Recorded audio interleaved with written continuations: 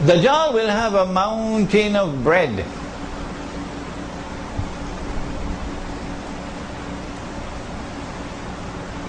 The artist is at work already out there. What can I do with this mountain of bread? Will it be the sliced bread? Or will it be the roti naan? Dajjal will have a mountain of bread. And there are those who will follow him, knowing that he is Dajjal, but they follow him for his bread. A mountain of bread symbolizes wealth, doesn't it? So he's going to accumulate such an enormous amount of wealth that large numbers of people are going to follow him just for his wealth. And in the process of following him for his wealth, they worship him instead of Allah, and they go into the hellfire. I wonder how is he going to accumulate all that wealth? The Prophet said, sallallahu ta'ala alayhi wa sallam, that the age of Dajjal would be the age of kathratul riba, meaning that in the age of Dajjal there will be the prevalence of riba. What is riba? And how does riba deliver bread? Roti naan. How? I'll tell you how. One form of riba is borrowing and lending money on interest. Okay? The reason why Allah has prohibited borrowing and lending money on interest is given in the Quran. وَأَحَلَّ اللَّهُ الْبَيْعَ وَحَرَّمَ الرِّبَى. Allah has made business halal and He's made riba haram. And so a riba transaction is not a business transaction. Why not? Why not? A business transaction is one in which you can make a profit, or, come on, tell me, you can suffer a loss. Why is the banker leaving the gathering? Call him back, please. Call the banker back. A business transaction is one in which you can make a profit or you can suffer a loss. The bankers just left our gathering. Why? Because they know what they're doing. When you lend money on interest, you are immunized from loss. There is no way you can have loss. If there is a chance of loss, then there is a sister of riba called insurance to cover that loss. So Allah says this is haram. This is haram. Because this does not qualify as a business transaction. If you can only make profits and never suffer loss, then you're going to grow richer and richer and richer and richer. And the rest of the people are going to grow poorer and poorer and poorer and poorer.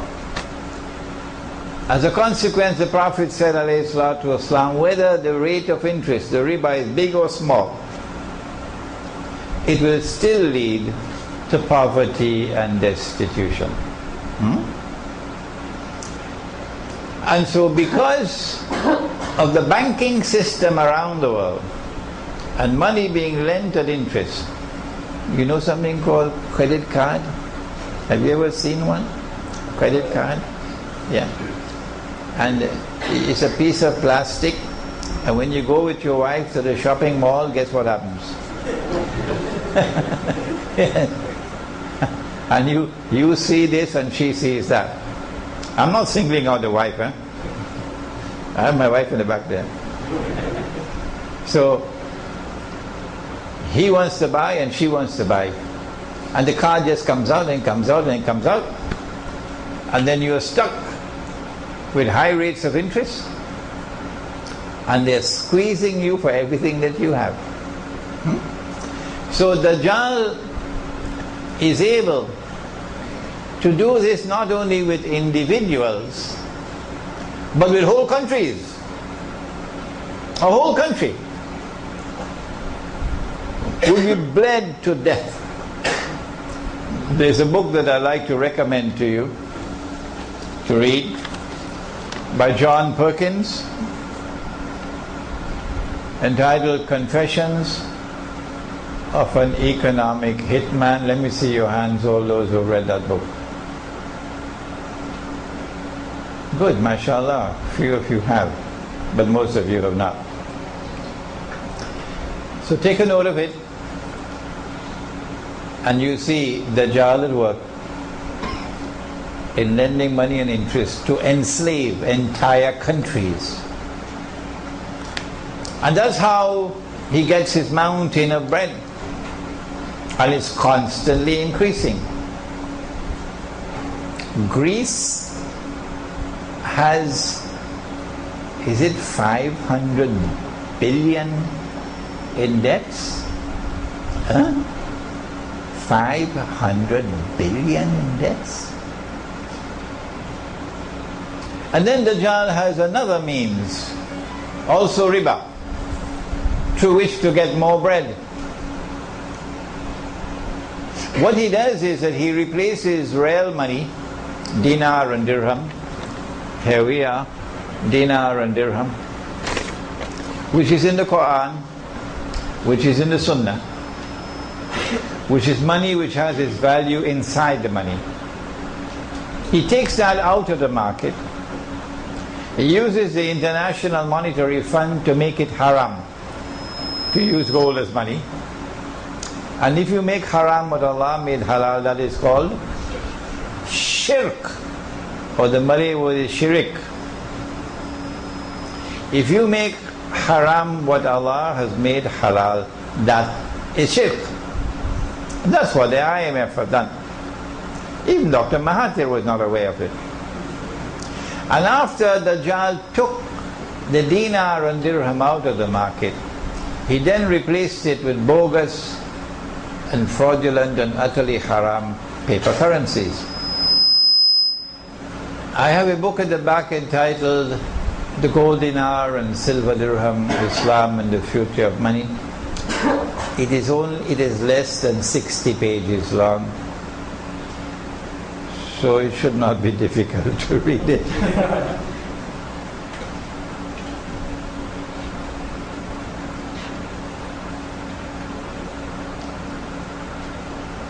Those who follow Dajjal, you know, the one that looks like the river, everybody wants a US visa. All that they have to do is to get a printing press and get paper and get ink, and they can print as much money as they want, and they can use that money to buy anything in the world they want to buy, free of charge. If there's anyone who wants to challenge me on that statement, I'll be delighted to take the challenge, because I've studied my subject. I know what I'm talking about. It's free. You just have to print the paper. So that's a lot of bread, eh? And they're printing the paper like mad now. The banks are in problems, so they give this bank 7 billion. And they give that bank 10 billion. Huh? But when we print paper, have you seen our paper so far? It's the ringgit and the Indonesian rupiah and the Bangladeshi taka and the Pakistani rupee and the Egyptian pound and the Turkish lira. When we print our paper, We have the same printing press, the same paper, the same ink, because we buy it from them, you know. But when we print our paper, and sometimes we don't have to print it ourselves, we pay them to print it for us. Authentic stuff, eh? And they print it for us, and they send it to us. But when we take this paper to Manhattan, we cannot buy even a cup of coffee with it. Huh? Not even kopio. It makes us look like a bunch of donkeys. The Dajjal has given us a monetary system which is unjust and is ripping us off, and so his mountain of bread is constantly increasing. Who is to be blamed for this? Answer: the one-eyed people who have eyes and yet cannot see. Amongst them, who have the greatest blame of all? Answer: the scholars of Islam. The scholars of Islam have failed miserably, colossally. And that is why we are in the mess in which we are now. And because I speak these words, there are so many masajid, they don't want Imran Hosein.